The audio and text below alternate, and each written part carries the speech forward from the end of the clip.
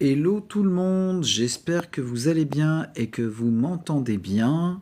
Bienvenue sur le profil Association Artistica Production dans l'émission Artistiquement Chaud. Donc on est très heureux aujourd'hui de recevoir Monsieur Patrick Ronda qui est notre invité justement d'ici quelques petites minutes. Donc à 18 h, Patrick Ronda sera notre invité avec toutes les dates que vous voyez derrière de concerts, voilà, qui sont à noter. Coucou Alice, coucou Maggie, coucou à tous ceux qui viennent d'arriver. Juste après, je devais faire justement une petite présentation et une petite prestation, mais que je vais remettre du coup en octobre, car la plupart de notre team est malade aujourd'hui. Donc malheureusement, pour refaire un concert, ça sera compliqué ce soir. Mais on a Patrick Ronda qui est avec nous. Coucou Patrick. Super, tu as pu rentrer. J'espère que tu nous entends bien. Tu as juste appuyé sur accepter et enregistrer. Et tu seras avec nous du coup. Génial, tu as pu trouver pour rentrer sur le live. Coucou Carole, donc là ce sont les dates de Patrick Ronda qui sont juste derrière en arrière-plan. Voilà les fameuses dates de concert qu'on va évoquer aussi avec Patrick Ronda, notre invité. Patrick, du coup je te fais une invitation, je ne sais pas si tu nous entends bien, tu as juste appuyé sur accepter, enregistrer, tu vas monter sur les petites bulles en haut à droite, et dès que tu es dans les petites bulles, du coup je te basculerai en grand, moi je serai en haut en tant que hôte.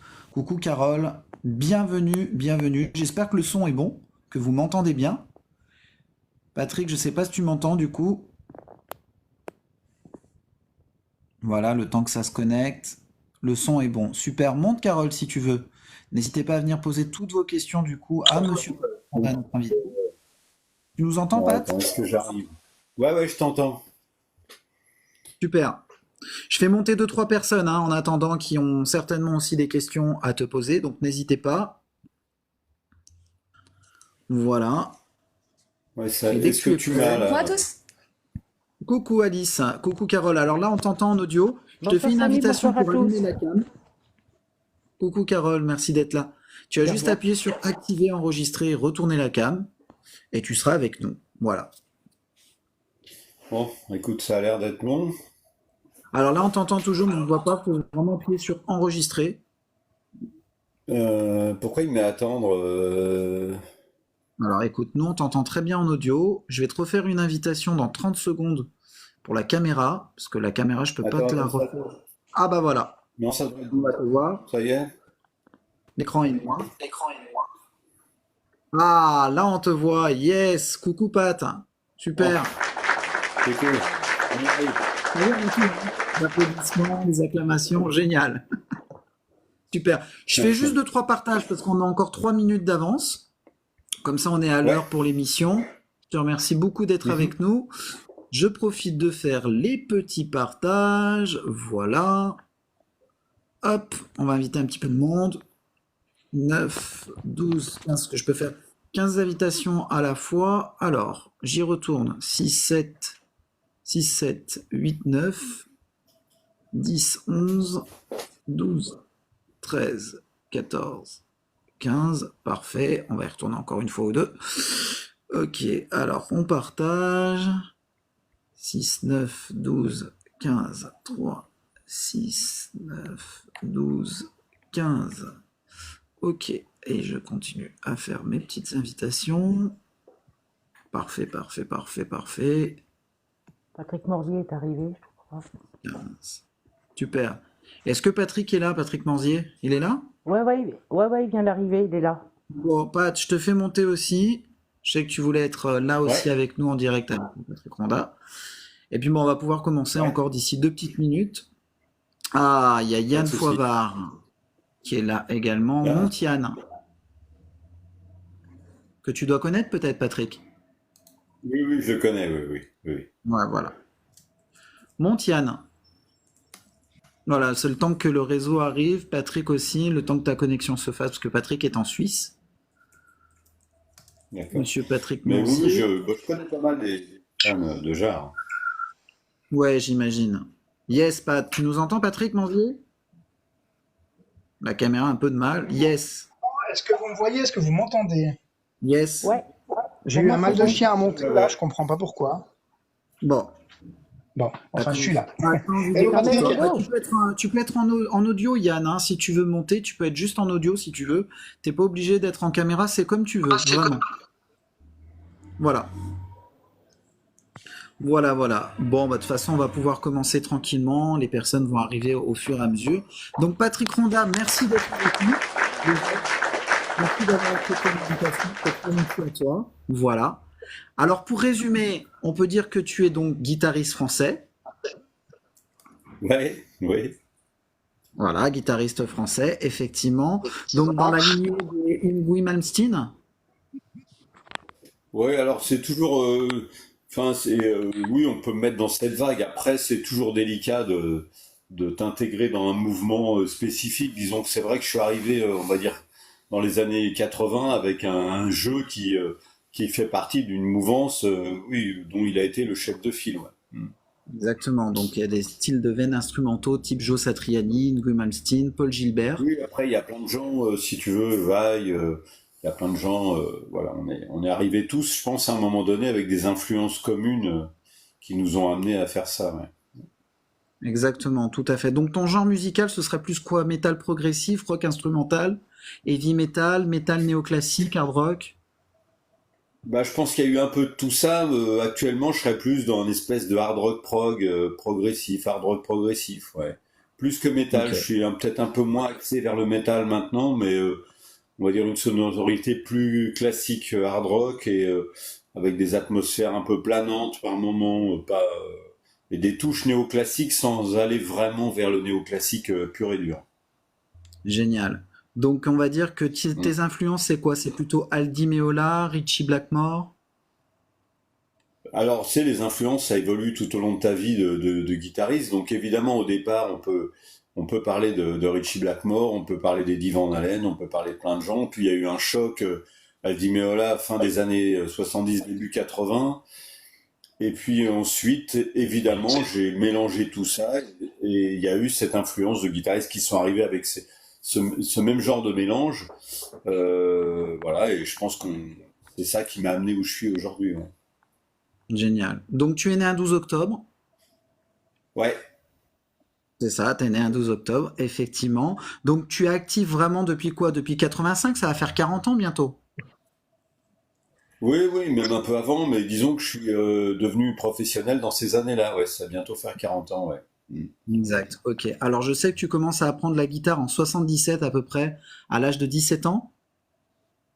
Oui, c'est exact. Ouais, j'ai C'est touché ça. ma première guitare en août 76. En fait, j'ai été chez des amis vers Lyon et il y avait une guitare acoustique. C'est le premier contact avec une guitare. Et j'ai commencé à m'y intéresser. En 77, j'ai dû acheter ma première guitare fin 76 et m'y mettre réellement au début 77. Ouais. Ok. Alors je sais qu'un jour tu vas rentrer dans l'échoppe d'un disquaire de Drancy avec ton frère, Ouais. c'est ça. Et du coup, tu C'est vas un écouter le disquaire qui guitariste. était. Ouais, en fait, moi j'habitais au Bourget à l'époque et on allait souvent à Drancy chez un disquaire acheter des albums et mon frère, mais le gars vendait aussi des guitares, des appareils photo, enfin plein de trucs. Et en fait, on est rentré dans ce magasin, je sais plus pourquoi, et en fait, il y avait quelqu'un qui avait demandé à écouter un album d'un guitariste américain qui s'appelle Ronnie Montrose, qui est malheureusement décédé depuis. Et ce premier album a été un choc, ça c'est évident, ouais. Mm. Exactement. Donc tu as écouté beaucoup de ce guitariste qui t'a donné vraiment envie de jouer à de la guitare électrique, quoi, hein. Oui, c'est le son de l'album qui était. C'est un album qui date, hein, qui doit être de 73, mais donc moi je l'ai découvert qu'en 77. À l'époque, j'ai envie de te dire, les choses avaient plus de durée de vie. Maintenant, déjà un album, c'est un concept qui est en train de se perdre, et si tu surproduis pas, on comprend pas. Et alors qu'à l'époque, on mettait du temps à avoir des albums en France, il y avait un vrai décalage, il y avait évidemment pas Internet, donc un album pouvait arriver 3 ans après en France et avoir une durée de vie de 10 ans. C'était vraiment rien à voir avec maintenant. Et cet album-là, au niveau sonore, était très très en avance. Et donc, c'était même fin 70 encore un album très très crédible. Mm. Effectivement. Et quelques années plus tard, je crois qu'un de tes copains va te faire découvrir le guitariste, c'est ce qu'on en parlait, un jazz fusion Aldi Meola. Ouais, c'est Vincent, mon pote Vincent, qui m'a fait découvrir ça, tout à fait. Mm. Voilà. À qui vraiment tu as emprunté la technique de l'aller-retour, un mouvement de haut en bas. Oui, oui, bah, pas, d'ailleurs, on parle de guitariste. Alors, Malmsteen, non, parce que c'est un jeu un peu différent. mais Ok. beaucoup de guitaristes de la même génération que moi, que ce soit Jason Baker ou que ce soit Vinnie Moore ou Tony McAlpine, on a tous été baignés par cette technique d'Aldi Meola. En fait, il y a eu deux écoles qui se sont pas confrontées, mais un peu mélangées. Il y a eu Alan Holdsworth, qui était un guitariste de fusion, qui jouait très lié, un peu comme un violon, avec beaucoup de travail de la main gauche, et Aldi Meola, qui avait, lui, développé un travail de la main droite en aller-retour strict, et voilà, c'est un peu ce mélange-là, et c'est des guitaristes qui ont eu un énorme impact sur ce qui est devenu la guitare hard rock, rock et metal après. Exactement. C'est un mouvement de haut en bas exercé par le poignet en tenant le médiator pour attaquer les cordes, hein, pour expliquer. Ouais, alors c'est même pas que ça, si tu veux, au départ, quand on faisait du rock ou du hard rock, on mettait une note par exemple à la main droite et avec la main gauche on faisait plusieurs notes, soit en appuyant les doigts, soit en les levant. Et Aldi Meola a développé un truc. Alors c'est pas lui qui l'a inventé non plus. Tu sais, souvent il y a des choses antécédentes à ça. Lui il a été influencé par un gars qui s'appelle Ray Coriel, mais l'idée de base c'est quand tu fais une note à la main gauche, tu l'attaques à la main droite. Donc la première vers le bas, la deuxième vers le haut, la troisième vers le bas, la quatrième vers le haut. Et après, ça c'est le mouvement de base. Après, ça dépend de quelle structure rythmique, sur quelle note tu démarres. Enfin, c'est beaucoup plus complexe que ça. Mais le principe de base est là. C'est-à-dire de chaque note de la main gauche est attaquée par une note de la droite, un coup vers le bas, un coup vers le haut. Parce que tu pourrais pas aller aussi vite en faisant que des notes vers le bas, tout simplement. Donc Exactement. voilà. Et après, c'est le travail du bras, du poignet, l'angle d'attaque. Enfin, il y a plein de paramètres qui vont te permettre de te construire. Mais c'est vrai que c'est parti de là. Ouais. Effectivement. Alors, quand tu as commencé, tu nous dis, à toucher la première guitare à 16-17 ans, tu as pris des cours particuliers, tu as fait le conservatoire. Est-ce que tu peux nous en dire un peu plus là-dessus? Non, pas du tout, parce qu'en fait, j'avais donc 16-17 ans, comme tu dis, et même 17 quand j'ai vraiment commencé à bosser. Et en fait, comment dire, il y avait pas de structure comme ça. Les conservatoires t'acceptaient pas à 16 ans, et en plus, tu disais que tu voulais jouer de la guitare électrique et que tu lisais pas la musique, c'était dehors. Et il y avait très très peu de profs. C'est à nouveau mon copain Vincent qui m'a fait prendre des cours avec un prof avec qui il prenait des cours, qui m'a dit tu devrais essayer, tu devrais en prendre. Et ça s'est fait comme ça avec Jean, qui a été mon premier, Jean Rico, qui a été mon premier professeur de guitare. Et ça doit être dans les années 80, début 80. Ok. Alors, je sais qu'en 83, tu vas travailler à Carrefour à Aulnay-sous-Bois. Ouais, C'est ça, hein? ouais, Un copain, donc Frédéric Guillemet, va te proposer de composer des morceaux avec un chanteur. ouais, t'es bien informé. C'est ça, hein? Oui, Et vous allez créer exactement. le groupe The Element, si tu peux nous en dire un peu plus sur ce groupe-là. Oui, en fait, ce qui s'est passé, c'est que Fred, c'était un pote, et c'est toujours un pote d'ailleurs, on se voit de temps en temps, on n'habite plus dans le même coin maintenant, parce qu'il était de Drancy aussi. Et en fait, voilà, il m'a proposé de faire ça, donc de composer avec lui pour un chanteur, Raphaël Garrido, qui était un ancien chanteur de Warning, et donc on a composé des morceaux ensemble, puis à un moment donné, ben, on a eu envie d'aller plus loin, de faire un album. Alors, je sais pas si on peut pas vraiment dire que The Element c'était un groupe parce que c'était plus Fred et Raphaël qui étaient un peu le noyau du truc.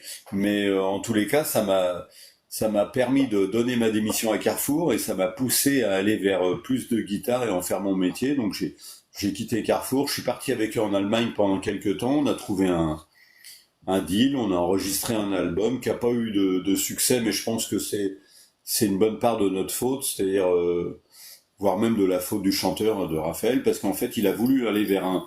On est parti sur un truc qui était purement hard rock et on est parti de cette base-là vers un truc un peu commercial, donc des idées soi-disant commerciales qui ont été en fait anti-commerciales, c'est-à-dire qu'on avait le cul entre deux chaises.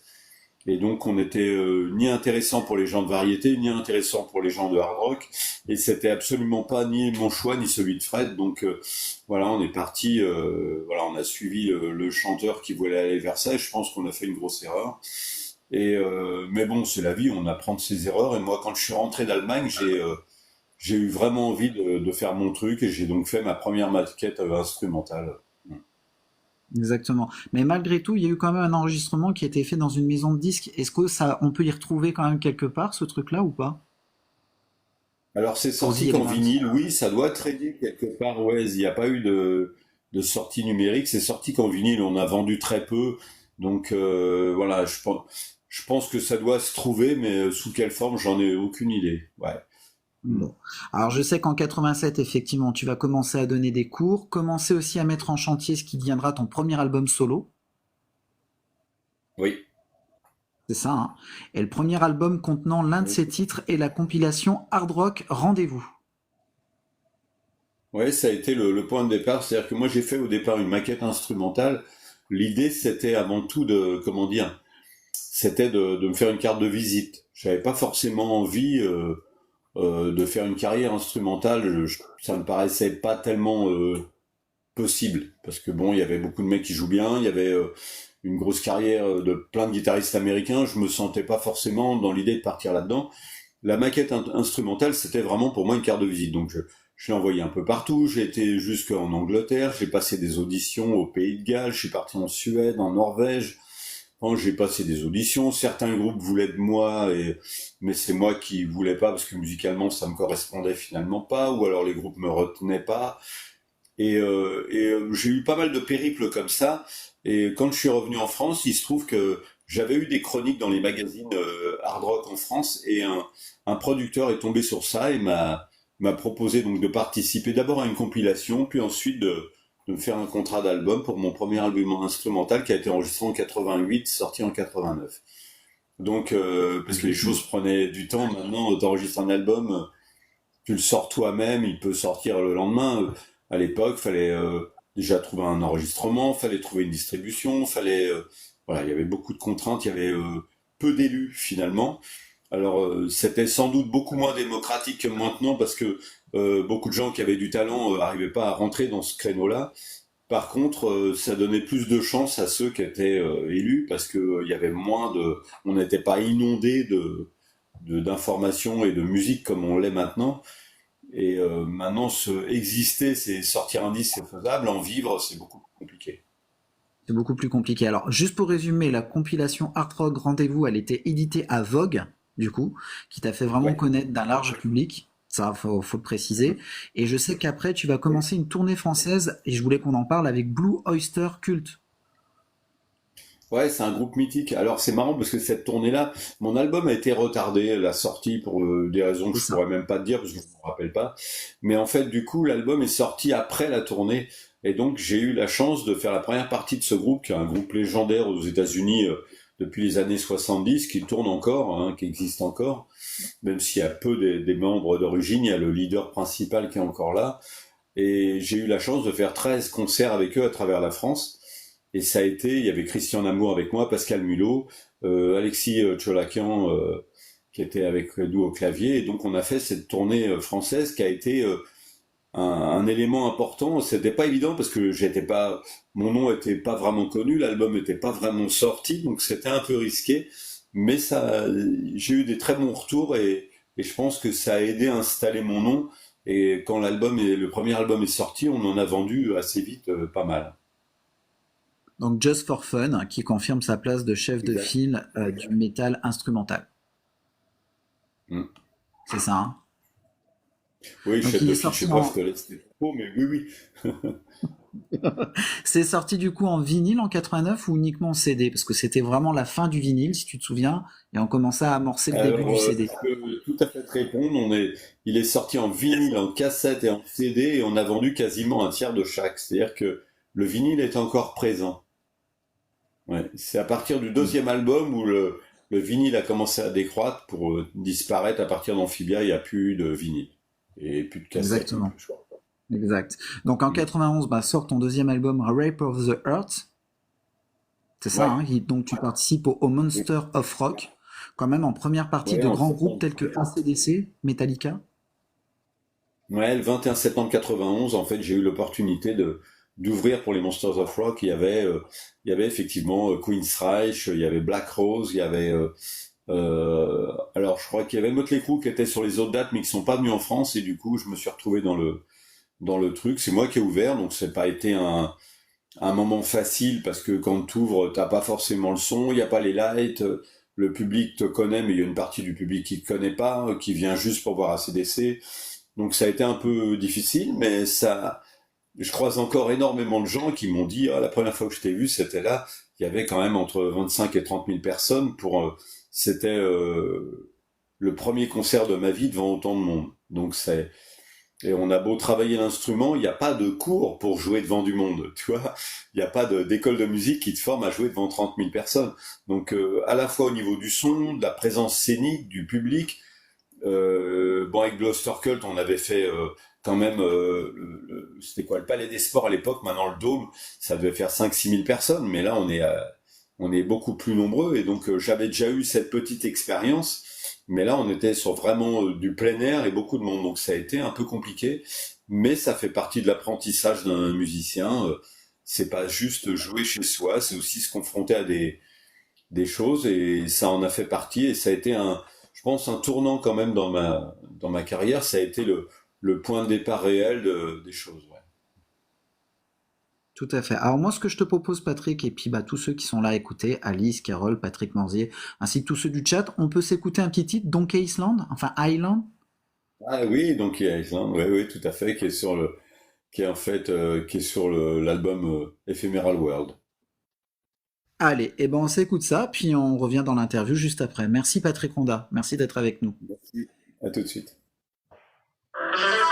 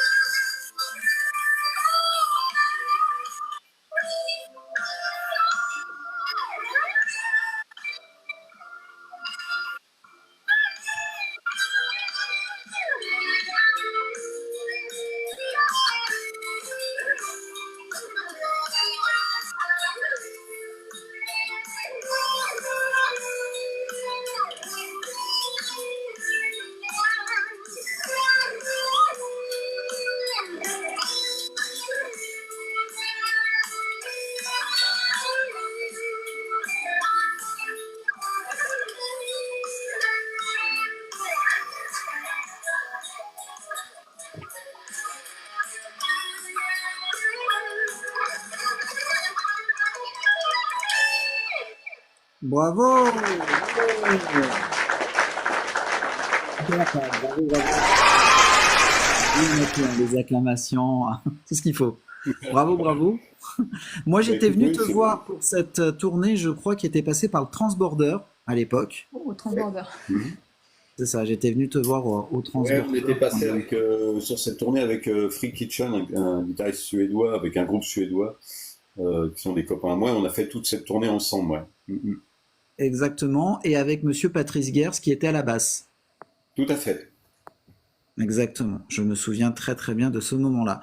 Ok, alors pour reprendre à ce qu'on disait, en 92, lors d'un concert du groupe Extrême, c'est important qu'on le Ouais. souligne, tu remarques la présence du musicien Jean-Michel Jarre, voilà, qui est important aussi dans ta carrière.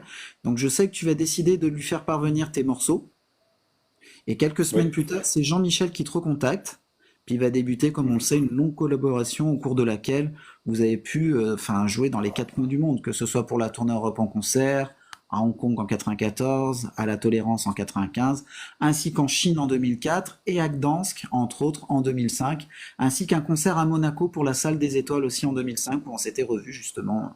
Voilà. Oui, il y a la Grèce aussi, on avait joué en Grèce Ah aussi. oui, c'est vrai, j'ai oublié la Grèce. Ah, excuse, ouais. Acropolis, 2001. Exactement, tout à fait. Comment s'est fait la rencontre un petit peu? Parce que du coup, tu l'as remarqué donc qu'il était là lors du concert du groupe Extrême. Comment s'est fait votre rencontre? Mais en fait, si tu veux, c'est un petit peu différent de ça. Enfin, ça, c'est vrai. Mais en fait, c'était fin 91, c'est décembre 91 exactement. Il y avait le groupe Extrême au Zénith et en fait Jean-Michel, moi je l'ai juste vaguement aperçu au loin passer backstage. Voilà. Et puis le lendemain, je mangeais avec un copain à moi qui s'appelle Jean-Pierre Sabouret, qui est journaliste, qui a fait voilà qui bossait à la fois dans la presse écrite, mais aussi sur une chaîne de télé qui s'appelait MCM. À l'époque, il avait une émission de hard rock, enfin peu importe. Et en fait, on mangeait le lendemain ensemble. J'avais été à Paris dans les magasins de musique à l'époque à Pigalle pour essayer du matos.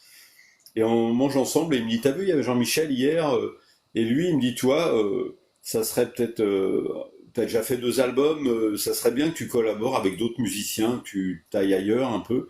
Et il me dit, toi, t'aurais dû aller le voir. Et puis c'est vrai que c'est lié à la discussion qu'on a eue ensemble que vraiment que ça s'est fait. C'est-à-dire que j'ai eu l'idée de ça, donc le lendemain, et le surlendemain, grâce à lui, je suis passé donc chez Dreyfus, qui était avenue Kléber à Paris, et j'ai laissé mon deuxième album, donc Love of the Earth, avec un espèce de pressbook avec des photocopies d'articles.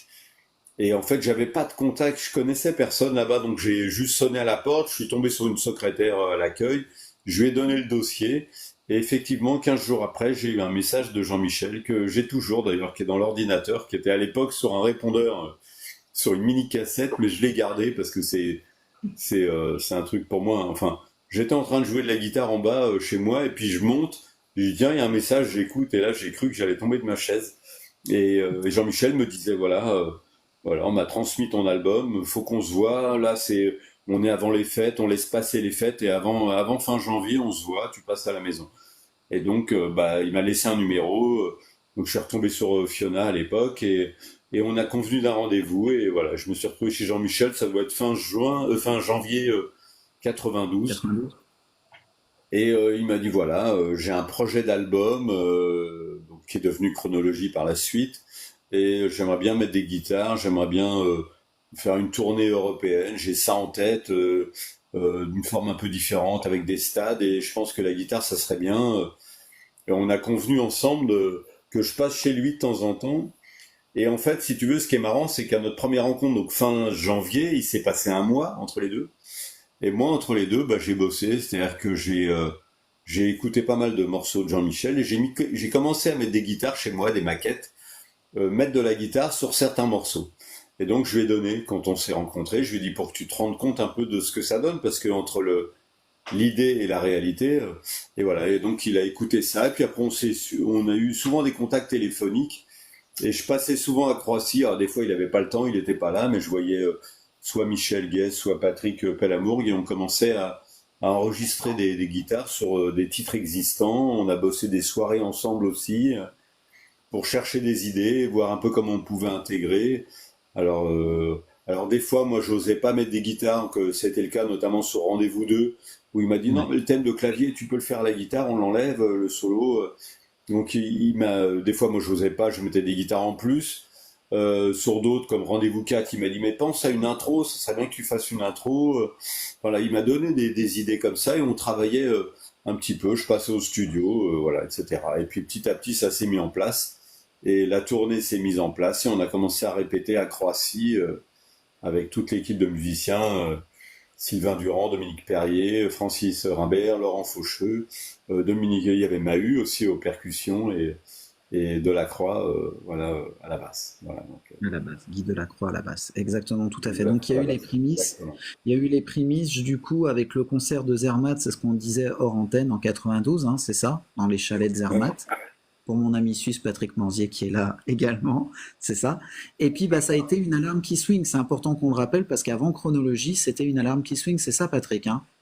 C'est en fait une Oui. version, enfin, une préversion de Chronologie partie 4, que j'aime beaucoup, cette préversion également. Il y a vraiment des sons qui sont assez incroyables. Et puis, voilà, finalement, il a un peu retravaillé le morceau, et également avec Patrick, et c'est devenu Chronologie partie 4. Après, Exactement. D'ailleurs, il y a une sur très très l'album. belle complicité. Il y a une très belle complicité entre toi et Jean-Michel, Patrick Ronda. C'est, tu sais, le fameux Megamix qui a été fait à Berlin. Je sais pas si tu te souviens de cette émission-là, où du Oui, coup, il y tout a à fait, Jean-Michel bien sûr. voilà, il y a Jean-Michel qui dit effectivement à Patrick Pellamont que Patrick il est pas branché le clavier à on-off. Voilà, tiens Patrick, ça te dit qu'on fasse notre morceau en Oui, symbiose. c'est marrant parce qu'il y a plein de gens qui pensaient que c'était à moi qui s'adressait quand il a dit Patrick, le clavier marche pas. Ils ont pensé que c'était moi qui. Non, c'était l'autre Patrick, évidemment. Mais oui, oui, mais de toute façon, oui, avec Jean-Michel, il y avait. Enfin, moi, si tu veux, il y a eu tout ça, mais je garderai à vie le premier concert au Mont-Saint-Michel. Euh, et de me retrouver là, enfin, et même bien avant les répètes, quand on répétait, parce qu'on a répété d'abord à Croissy, puis après à Villacoublay, il a fait monter la scène complète Ouais. avec tous les musiciens, tous les éclairages, tous les effets, les écrans. On a répété, je pense, pas loin de 8 jours là-bas, donc à Villacoublay. Donc c'est une base militaire, donc tout restait. Et moi, je me rappelle, des fois, on avait des répètes de nuit qui commençaient tard. Et j'arrivais en voiture et je voyais cette espèce de vaisseau spatial au milieu de la nuit. Et je me disais, c'est incroyable de se retrouver là. Et c'est vrai que avec Jean-Michel, il y a eu des moments de complicité sur scène, beaucoup de. C'est quelqu'un qui est sympa, qui a du second degré, qui a beaucoup d'humour, qui a une vraie culture. Et donc c'était, voilà, il m'a jamais imposé de choses. Ça a toujours été fait avec beaucoup d'intelligence en fait. Donc c'est quelqu'un qui est très brillant, hein. C'est un peu énervant parce que c'est un mec qui est à la fois un beau mec, qui est intelligent, qui a du succès et en plus il est sympa. Donc vraiment, on parle souvent d'égalité, bah là elle n'existe pas. Effectivement, donc il y a eu l'enregistrement chronologie, donc ça va te conduire, comme Ouais. on disait, à participer à une série importante de concerts à travers le monde. Donc toi, tu retiens effectivement le premier au Il Mont-Saint-Michel, y a qui eu était, je crois, celui-là. le 28 juillet. Le Mont-Saint-Michel. Oui, c'est exact. Et puis le concert de Wembley. Enfin, pour moi, pour un guitariste de hard rock jouer à Wembley, quand t'es français, jouer à Wembley, il y a quasiment aucune chance sur Terre que ça t'arrive. Tu vois, Mais je c'est pourrais ça. même te signer. Enfin, il y a très peu de musiciens. Et en plus, pour jouer devant des Anglais, je sais pas qui d'autre comme français a joué à Wembley, mais c'est incroyable. Et de me retrouver dans ce stade mythique avec ma guitare en main et que Jean-Michel me laisse faire une intro sur ce Rendez-vous 4 devant le public anglais, enfin c'est un moment incroyable. C'est vraiment un moment incroyable. Et moi je savais dans ma tête que il y avait peu de chances que ça se refasse. Tu vois, je me suis pas dit ça y est, je suis arrivé, je vais jouer que dans des stades. Je savais que c'était une parenthèse dans ma vie. Je savais que Wembley ça se ferait sans doute plus, en tous les cas pour moi. Je savais que Jean-Michel, à un moment donné, irait vers d'autres horizons, mais ce que je respecte tout à fait. Je savais qu'on ferait pas une carrière totale ensemble, parce que je savais qu'il avait d'autres envies, et c'est normal. Mais on a fait un bout de chemin ensemble, et j'en suis éternellement reconnaissant. Et en plus, après, il m'a aidé, il a produit 2 albums, Amphibia, etc., On the Edge. Mais au-delà de ça, ce qu'on a Oui. vécu, aussi bien pour lui que pour moi, il y avait vraiment des moments très forts. Et je pense pas qu'on retravaillera ensemble. Je crois pas qu'il ait ça en tête. Mais je sais que si ça se refaisait, je sais qu'il y aurait quelque chose entre lui et moi, amicalement et musicalement, de fort moi, ça serait en tous les cas de ma part avec plaisir. Et je pense que lui aussi, simplement, il est parti sur autre chose. Exactement. Alors après, il y a eu ce concert aussi mythique dans ce stade qui s'est construit à Hong Kong en Oui, 94. Ça a dû être vraiment exact. impressionnant pour toi d'aller jouer en mars 94 là-bas Oui, avec oui, oui, Jean-Michel, effectivement, oui. sur des Oui, on morceaux a qui ont été rencontré. retravaillés en consonance. Bah ça a été un moment incroyable. Puis bon, pas que, parce que Jean-Michel, c'est quand même pas n'importe qui. Donc, si tu veux, on s'est retrouvé au petit déjeuner avec Peter Gabriel. Et Oh, parce que ils se connaissent et Peter lui a laissé un petit mot. Oh, on se fait le petit déj demain ensemble et on s'est retrouvé, voilà, avec des rencontres incroyables avec Jean-Michel. Moi, hein, tu vois, quand on a joué à Pékin, je me suis retrouvé avec Jacques Chirac et sa femme, qui passent dans les loges. Enfin, il y a vraiment des moments qui sont assez lunaires, assez lunaires. Parce que exactement, toi, exactement. je parlais de son intelligence, mais c'est aussi ça, c'est quelqu'un. Moi, je l'ai rencontré. Alors, ce qui est marrant, c'est qu'on a été l'année d'après, donc décembre 92, on est retourné voir Extrême, mais ce coup-là, on était ensemble, on y était ensemble avec Jean-Michel. Et j'ai vu quelqu'un qui est aussi à l'aise avec des fans de métal qu'avec un président de la République, je pense toujours que la capacité d'adaptation, c'est une forme d'intelligence. Et lui, il a à nouveau, quand il y a eu la distribution, il devait avoir sa gamelle parce que il a dû reprendre 2 fois, à mon avis. Et en tous les cas, il a cette capacité d'adaptation, d'être toujours à sa place, d'être toujours juste à l'endroit où il est. Et je pense que ce qu'il a fait musicalement, au-delà de ses qualités de musicien, de compositeur, je pense que c'est lié à ça aussi. C'est cette capacité de défendre un projet, de le défendre avec n'importe qui et d'être capable de le défendre devant n'importe qui. Tout à fait. Alors moi, ce que je te propose, c'est qu'on s'écoute donc un deuxième morceau qui a été justement très important, que vous avez interprété à la Tour Eiffel, donc avec Jean-Michel justement, qui s'appelle Vivaldi Tribute, que tu as réenregistré après, toi tout seul à la guitare. Donc si tu es d'accord, on peut s'écouter ce petit morceau qui dure 3 minutes. Oui, puis je t'en parle, je te dirai comment ça s'est fait. Eh ben ok, super. Merci d'être là tout le monde. Et encore merci Patrick d'être avec nous. C'est parti.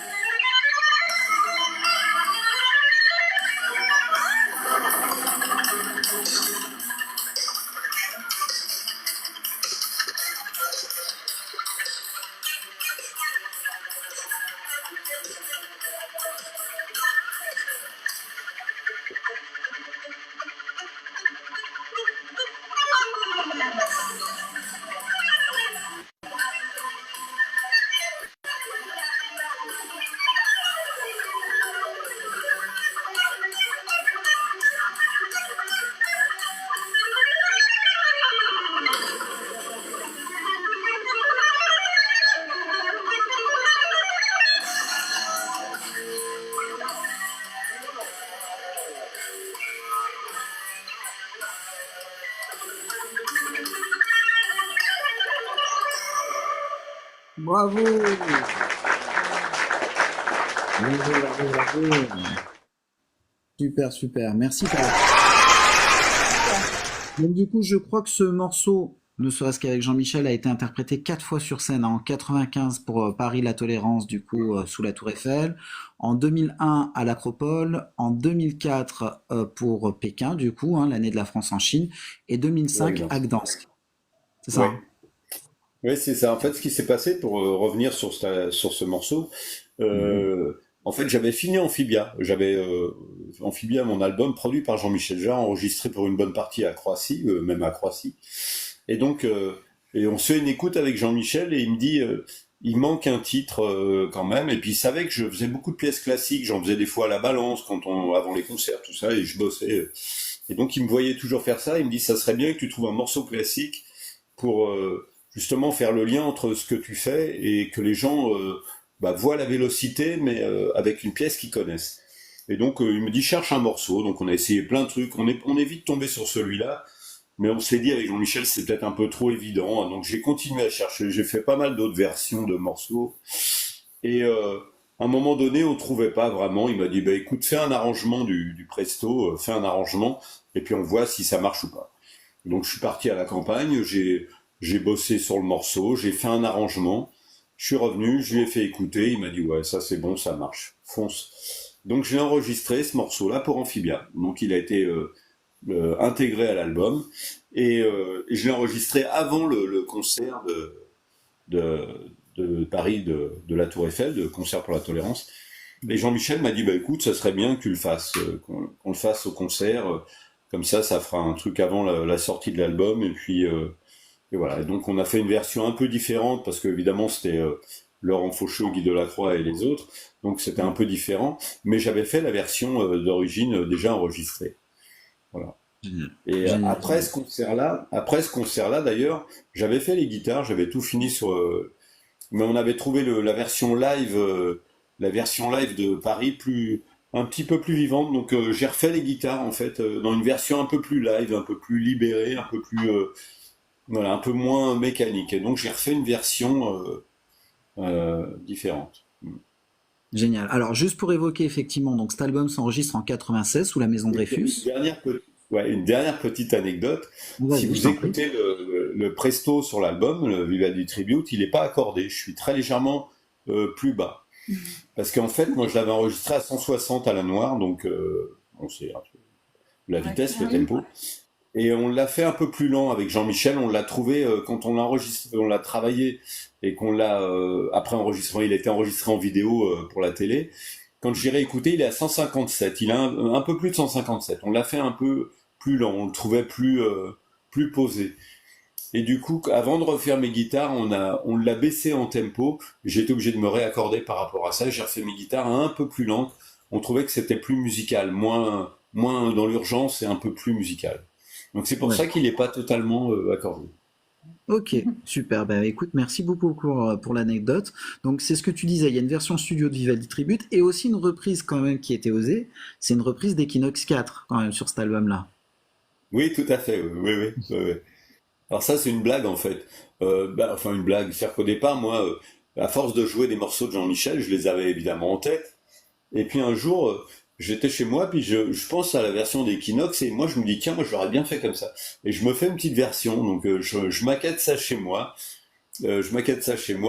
et donc une version d'Equinox qui est proche de ce que j'ai mis sur Amphibia.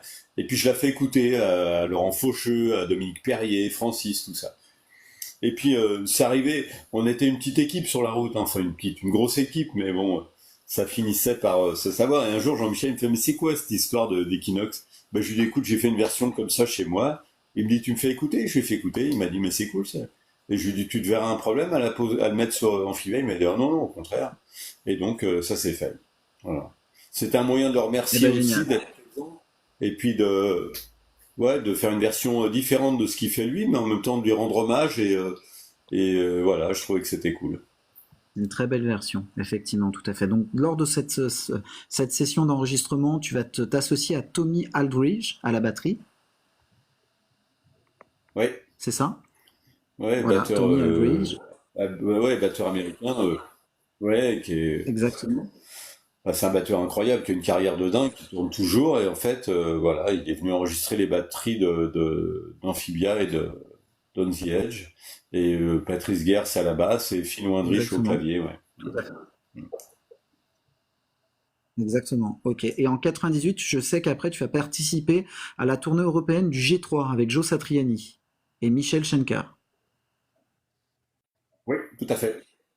C'est ça, tout à fait. C'est ça, hein? Ouais, j'ai fait cette tournée-là avec Joe et Michael, ouais. Oui, oui, ça aussi, ça fait partie des grands moments dans ma vie musicien, en tous les cas de moments émotionnels. Et avec Joe, je suis toujours proche. D'ailleurs, maintenant, j'ai quitté la région parisienne, j'habite vers Bordeaux. Et l'année dernière, au mois de juin, il m'a envoyé un petit message. Il m'a dit, je passe à Bordeaux.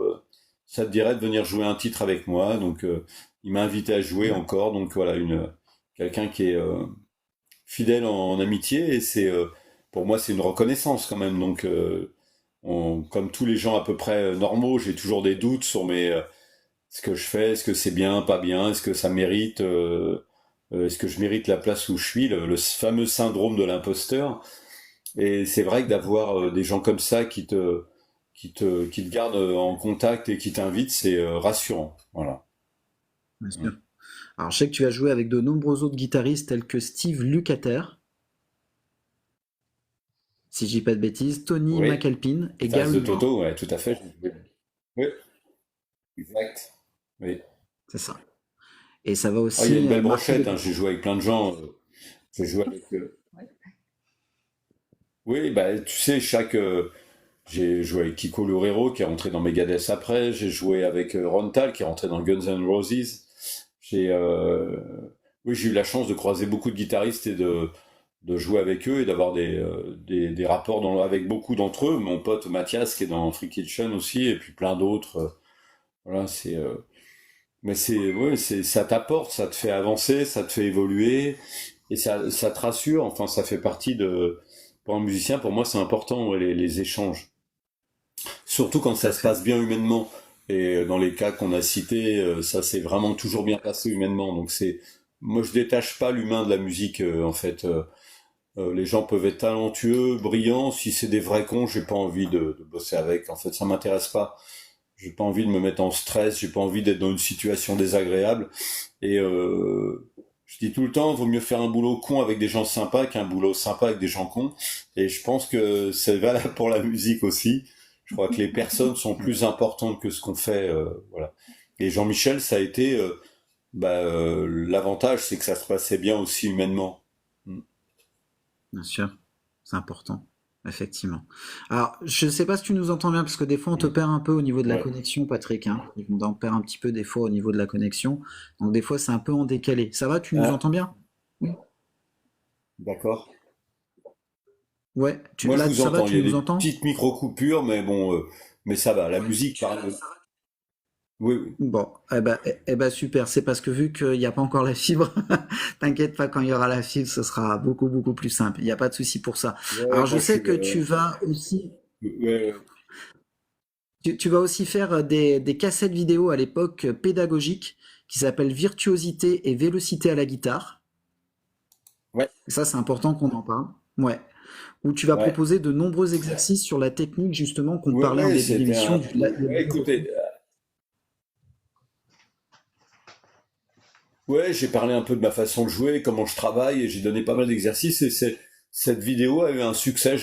J'ai peut-être la prétention de croire qu'elle est bien foutue pédagogiquement, et elle a marqué beaucoup de gens. Donc, à l'époque, il n'y avait pas Internet, il n'y avait pas YouTube, donc si tu veux, t'avais pas beaucoup d'informations, comme c'est le cas maintenant, où tu es inondé de trucs. Donc, une vidéo, c'était important. Moi, c'était pas forcément un truc au début facile pour moi, mais je suis assez content de l'avoir fait et je pense qu'elle a eu un impact, effectivement. Oui, oui. bien sûr, Ah ouais, bien c'est sûr, vrai.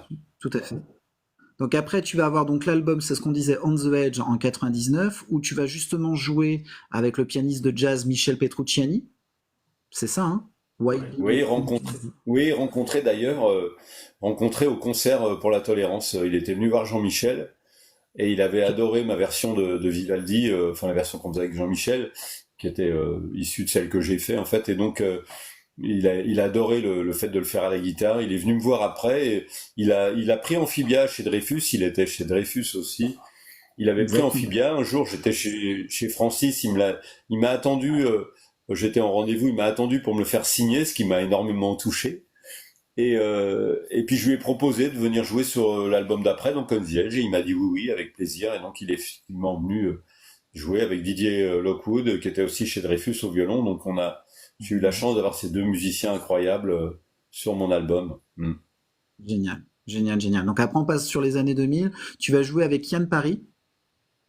Ouais, j'ai fait un album, j'ai fait deux albums solo avec lui, voire même trois. Puis je suis rentré dans Elegy, un groupe hollandais de prog, donc je suis rentré dans un truc un peu plus hard rock, on va dire plus traditionnel, avec du chant.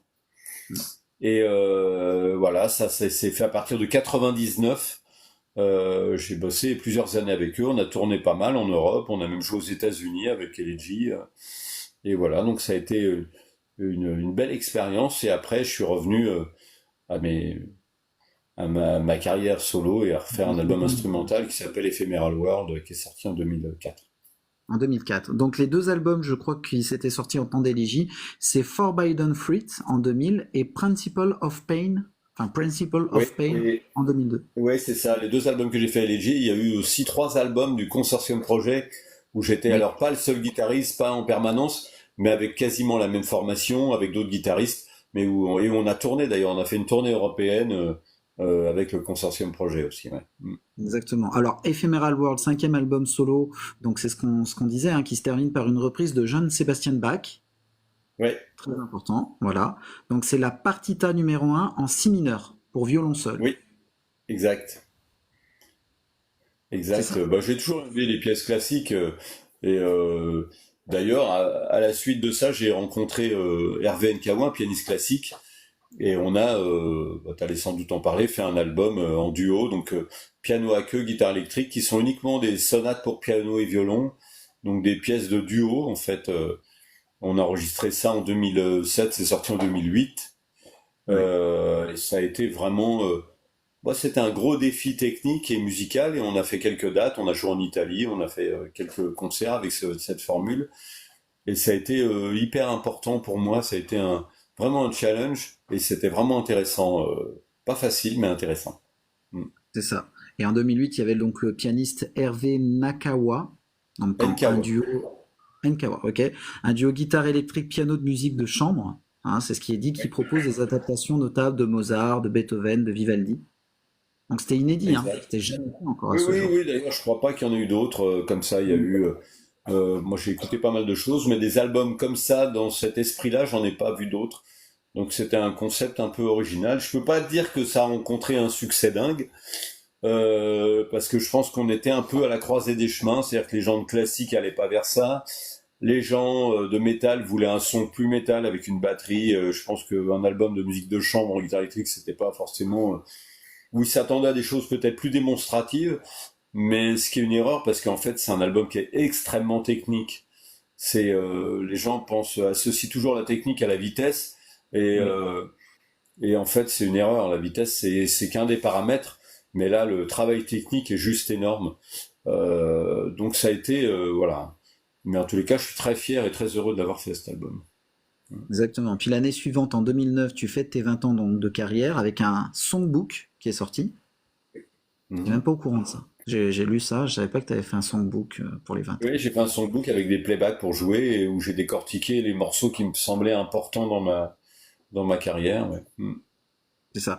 Donc tu continues toujours à faire des concerts, des masterclass aussi, parce que tu fais beaucoup de masterclass Ouais, régulièrement. beaucoup. Puis on a une tournée. Puis là, je suis sur un album depuis des années d'ailleurs. C'est un truc qui traîne depuis longtemps, mais pour différentes raisons personnelles, il y a eu à un moment donné un trou au niveau des albums, parce que bon, j'avais commencé, mais bon, j'ai eu des soucis personnels qui m'ont fait faire une pause pendant quelques années par rapport à ça. Mais j'ai toujours continué à jouer, faire des masterclass, et puis des fois le doute, le fait de pas savoir si vraiment un album a un intérêt en 2024. Mais toujours est-il que là, il est pratiquement fini. J'espère le sortir l'année prochaine. J'aimerais bien qu'il soit, je sais pas si ça sera comme j'ai envie, mais j'aimerais bien faire un double album, c'est-à-dire un album électrique et un album de duo. Alors pour ce coup-là, guitare acoustique, piano, Mhm. donc plus un mini EP de 25, 25, 26 minutes, Ouais. et un album électrique, basse, batterie, guitare, clavier. Donc c'est en chantier, c'est bien avancé. Il reste plus que les claviers, le mix et la partie acoustique à enregistrer. Donc j'ai bon espoir quand même de le finir. Bien sûr, ce sera le sixième album solo, hein, c'est ça? Ouais. Mhm. Sixième. Ce sera le sixième. Alors je sais que pendant longtemps, Patrick, hein, on va terminer aussi là-dessus, et après Patrick Morzier aura une petite surprise pour toi pour finir l'émission. Je sais que tu as longtemps travaillé avec des guitares ESP, jusqu'en 99 je crois, et après tu as Oui, signé chez Ibanez. oui. C'est ça, hein? Ouais, ouais, alors en fait c'est un peu plus, enfin, c'est un peu différent dans le sens où mon premier album Just for Fun a été fait sur une Ibanez, une PL 1550 qui était ma guitare en fait.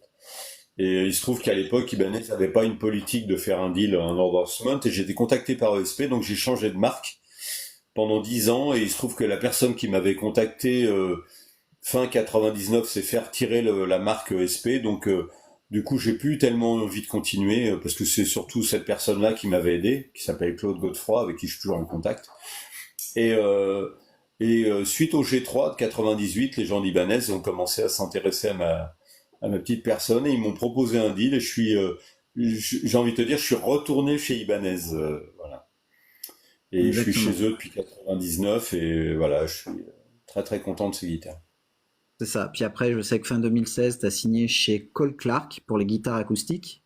Ouais, j'ai signé chez Cole Clark, mais je suis pas resté. Je suis resté en fait, je suis resté 1 an et demi chez eux. C'est des super guitares acoustiques, mais je suis Ouais. retourné chez Ovation en fait.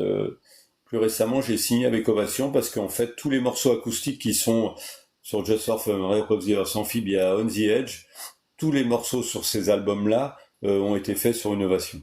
Donc du coup, j'ai signé avec eux.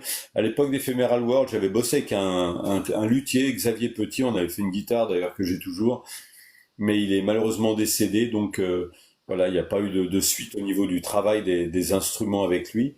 Et je suis retourné chez Ovation depuis je pense, 2 3 ans. Exactement.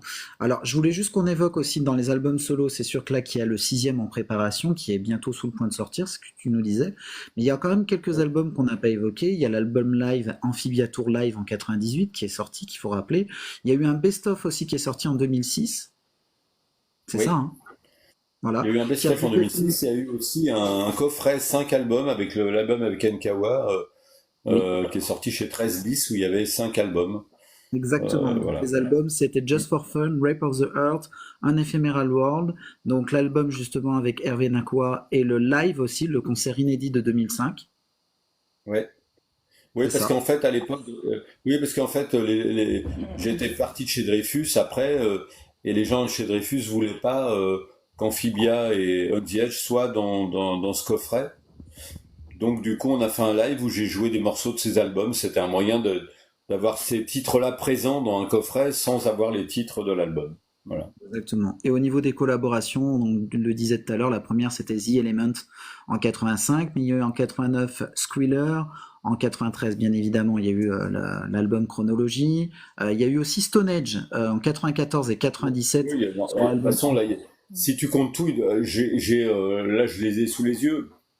Je pense qu'il y a 30 ou 40 albums où j'ai participé. 2 albums de Stonehenge, j'ai bossé avec Francis Rimbert, j'ai bossé avec Alpha Blondy, j'ai bossé avec Patrick Coutin, j'ai bossé... Alors, tous ces trucs-là sont faits principalement amicalement, en fait, hein. C'est souvent des gens avec qui voilà, j'avais un rapport amical et qui avaient envie d'entendre ma guitare dans leur musique. Donc c'est vrai que j'en ai une quantité assez importante, oui. Même si j'ai pas sorti d'album pendant un moment, il y a eu des albums qui ont été faits quand même. Ouais. Effectivement. Et je vais juste te rappeler une chose, il y a eu aussi une collaboration en 2018 avec Pat O'May sur On Night in Braze Land. Et si je peux me permettre de me mettre en gros plan juste 2 petites minutes, Patrick, je vais juste Ouais. voilà, me mettre en gros plan pour évoquer justement le Guitar Night Project, où tu es justement avec Pat O'May. Donc il y a pas mal de dates, hein. Il y a le Café de la Danse, il y a la Maison du Peuple à Belfort, il y a le Chéridon, il y a l'Avancée, c'est ça, en tournée actuellement. Projet, là, on a déjà une vingtaine de dates à peu près, mais je pense que le projet, il y a Fred Chapelier aussi, qui est un guitariste de C'est ça, blues. Oui, il y Patrick? a Fred Chapelier, Pat Thomas et moi. Et donc, il y aura d'autres dates, je pense, jusqu'en 2025. Je pense que le projet va perdurer. Euh, et c'est un concept un petit peu intéressant parce qu'en fait, chacun joue les morceaux des autres aussi. C'est pas, on fait pas chacun notre truc, en fait. Fred va venir jouer sur mes morceaux, Pat aussi, je vais jouer sur les leurs. C'est un concert ininterrompu, c'est pas 3 parties différentes. C'est voilà, on passe notre temps à échanger musicalement.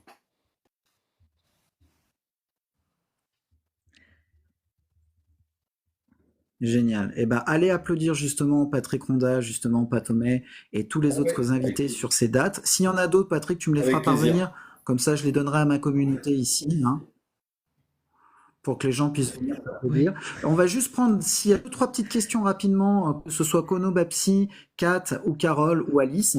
Et puis, si tu as 5 dernières minutes, Patrick, vraiment, il y aura Patrick Morzier qui veut te jouer juste un petit truc. Voilà. Et puis, on terminera l'interview Merci. là-dessus. En tous Ok, les cas, on te remercie Oui. énormément, Patrick Ronda. Merci à toi.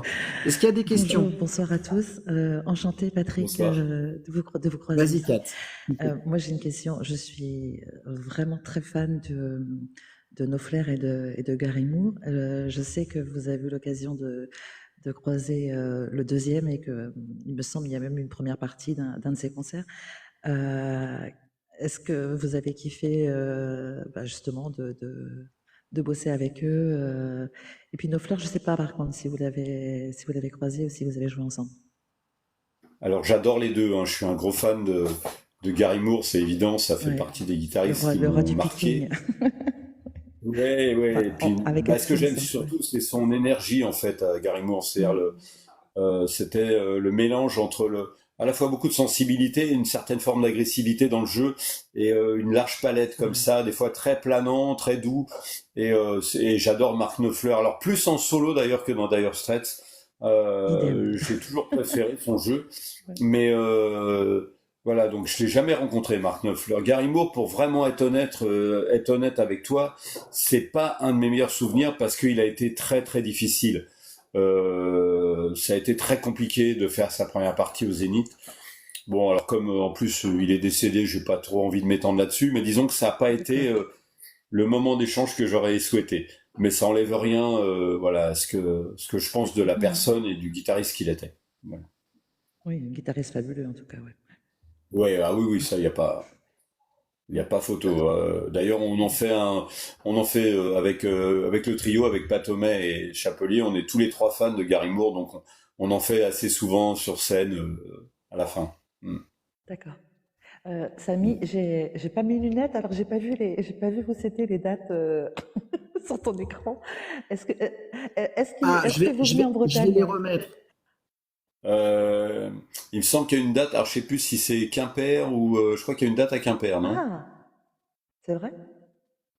Alors attends, je vais remettre Pas en tout en grand, tête. bouge pas. Toc. Alors Clermont, Savigny.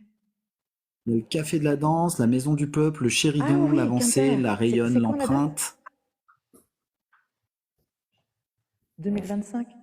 Quimper, c'est quand la date? Alors attends, parce que là c'est vrai Ouais, qu'il puis moi, grossit l'image. Je D'accord, vais vous ok, dire ok. ça, je reviens.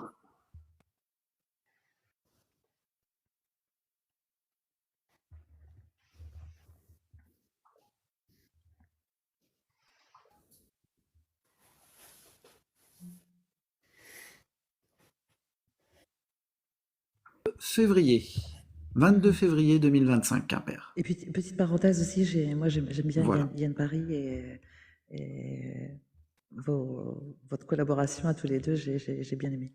ah ouais, bah moi j'ai passé vraiment des bons moments avec cette équipe-là. Oui, oui, oui, oui. Tout à fait. Eh ben, super, merci Kat. Peut-être Kono, Bapsi, une petite question? Non? Ok, super. Carole, petite question ou Alice? Non, moi j'ai entendu Blue Earth Non plus? Snorkel et depuis, je trouve ça ultra cool. Ça devait être super génial. Enfin, franchement. Bah oui, cool. Et puis si tu veux, on parlait avec Gary Moore, ça a été difficile, mais avec eux, ça a été vraiment, ils ont vraiment été super parce que bon, les premières parties, souvent c'est très compliqué, les gens sont pas toujours sympas. Des fois c'est les groupes, des fois c'est le manager, des fois c'est l'équipe autour du groupe, donc c'est parfois compliqué.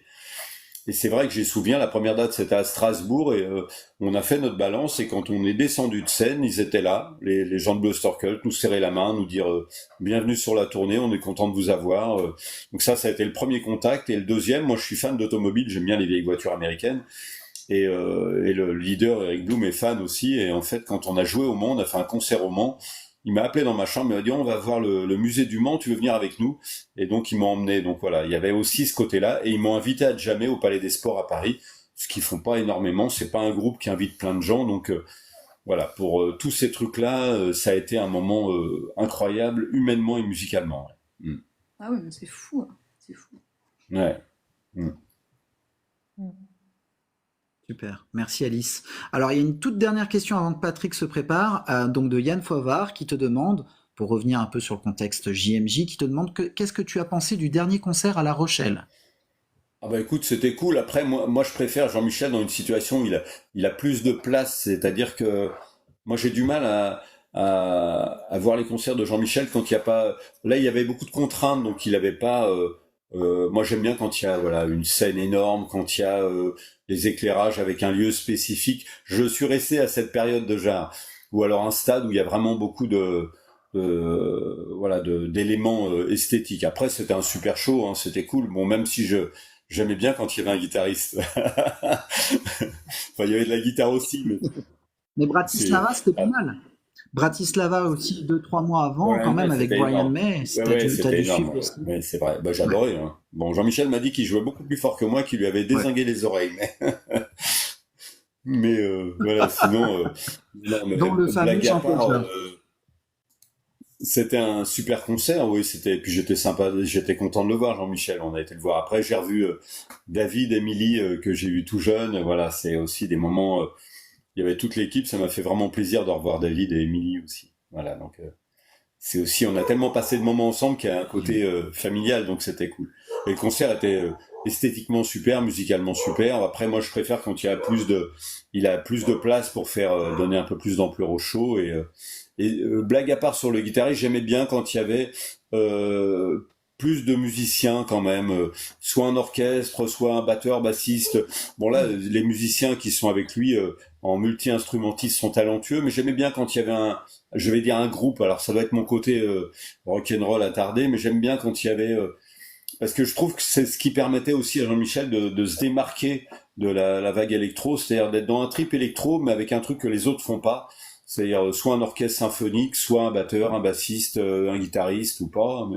Et je trouvais ce mélange groupe un peu pop, rock, avec le côté classique et le côté électro de Jean-Michel, je trouvais le mélange intéressant et unique. Voilà. Après, là, c'était un concert super. Après, je suis peut-être pas totalement objectif, en tout cas, je respecte totalement ses choix artistiques.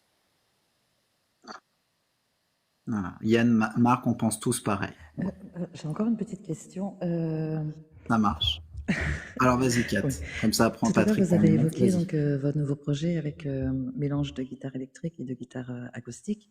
Et je voulais savoir si les musiciens, pour ce qui était de la partie acoustique, avaient déjà été, enfin, vous y avez déjà pensé, vous savez qui va se joindre à vous, si c'était français ou pas.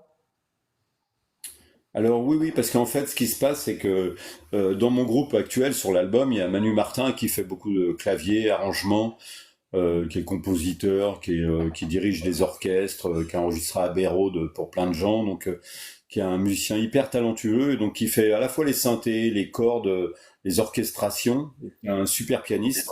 Donc ça sera avec lui. En fait, c'est un duo. En fait, je vais jouer uniquement en guitare acoustique et Manu va faire tout ce qui est piano principalement, mais quelques orchestrations classiques aussi derrière. Et voilà, on sera tous les deux. Et pour le reste de l'album, il y a Patrice Gers à la basse et Dirk Brunenberg qui était avec nous avec Yann Paris, qui a fait les batteries. Patrice a fait les basses et Manu fait les claviers. Donc c'est toujours la même équipe que sur Ephemeral World, avec Manu Martin en plus. Et sur la partie acoustique, alors, il y aura peut-être des invités, mais pour l'instant, on n'est que tous les deux. D'accord. Merci. Eh bien, super. Merci beaucoup, Patrick Ronda, d'avoir été avec nous. Patrick, tu as encore 5 minutes, Patrick Ronda, avec 5 nous, minutes, oui. je peux. Allez, super. Patrick Parzier, je te mets en grand, Pat. Merci encore, Patrick Ronda, Merci. d'avoir été avec nous. Et c'est à toi. Remercier Patrick d'être venu et remercier en fait du témoignage qu'il a pu partager aussi concernant Jean-Michel que je connais bien et tu as fait un portrait de Jean-Michel que je partage. Voilà, une personne comme tu disais qui a de l'humour et voilà qui a des valeurs. Enfin voilà, Je suis fan de sa musique, mais en fait, je suis fan du personnage parce que, humainement parlant, c'est une chouette personne. Donc, merci d'avoir souligné ses traits de caractère et pas seulement l'artiste.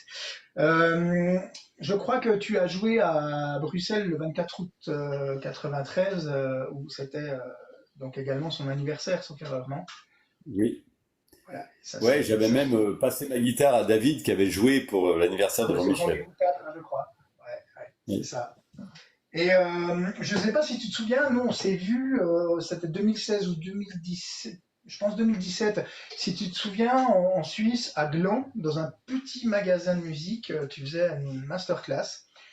Et Ah j'étais ouais, mais accompagné de mon fils qui m'a pris plein de photos avec une tablette. Je ne sais pas si ça te rappelle quelque chose. oui, oui. Mhm.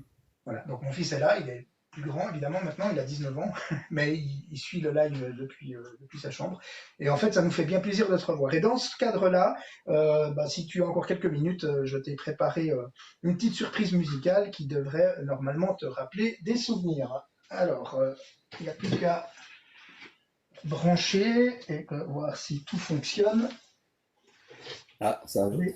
Je vais mettre le son sur la table de mixage, donc normalement on aura une qualité sonore vraiment bien. Par contre, moi je vais plus vous entendre, donc faudra me faire un signe si quelque chose ne fonctionne pas. Ça marche, Patrick. Non, mais c'est pas grave si on ne l'entend pas, c'est la musique qu'on veut entendre.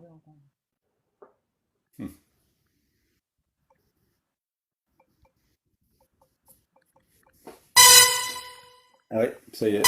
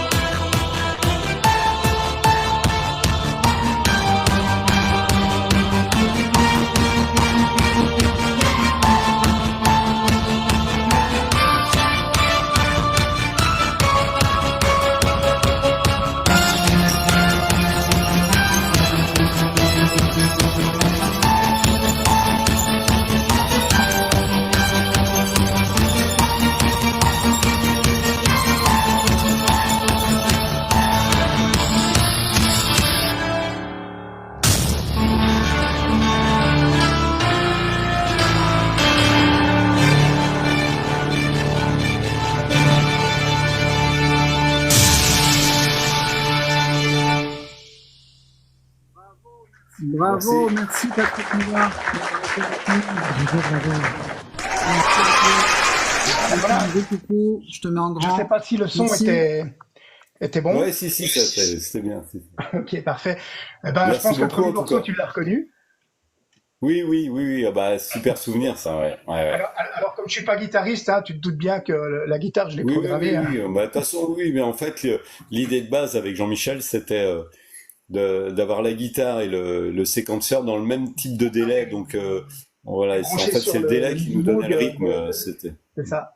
Et le deuxième morceau, en fait, c'est parce que je fais de la composition originale. Et le deuxième morceau, en fait, je me suis inspiré de la grande sarabande de Handel Ouais, c'est un pour reprendre le thème et oui. le faire en version électro, ce que je trouvais un peu gonflé, mais finalement, les gens aiment bien. Donc, je me suis Ouais, permis de ouais, te mais le c'est faire, cool. vu que tu apprécies aussi le classique. Voilà. Ouais, tout à fait. Et moi, j'ai encore une dernière question. Est-ce que tu penses revenir en Suisse faire des masterclass quelque part? Bah, tu sais, c'est pas tellement à moi de décider. Si on me propose des choses, je dis oui, hein, tu vois. J'avais Ok. joué au casino de Bâle. Si j'avais fait une date au casino de Bâle, euh, là, je vais aller jouer. Je fais des masters à Mulhouse au mois d'octobre, fin octobre. Mais après, ça dépend des invitations, des propositions. J'avais fait une démo pour Black Star aussi en Suisse. Mais disons que s'il y a des choses qui se font, je le ferai avec plaisir, évidemment. Écoute, je vais poser la question parce que moi, je m'entends très bien avec un magasin de musique. Mhm. Un des plus grands magasins, enfin le plus grand magasin de musique de Suisse romande en fait. Et j'ai rendez-vous avec eux tout prochainement. Et je sais qu'ils font des shows, des masterclass avec des artistes, etc. Et moi, je te verrai bien là-bas, donc je vais leur en toucher un mot. Oui, ça peut être aussi, tu sais, lié à Ibanez ou à Blackstar ou à des marques qui peuvent aussi. Pas de souci. Je pense Bah, que de toute façon, bah, ils doivent te connaître et de toute façon, une tu réputation. transmets à Et Samy et puis on pourra avancer là-dessus, il n'y a ouais, pas de souci.